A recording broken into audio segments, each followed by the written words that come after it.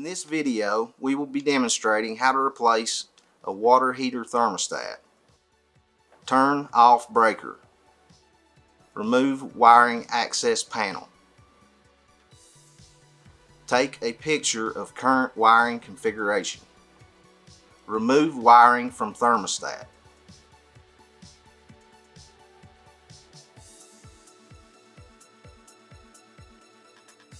Remove thermostat. Install new thermostat.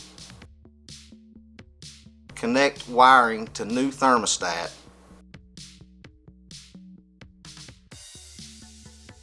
Reinstall access panel.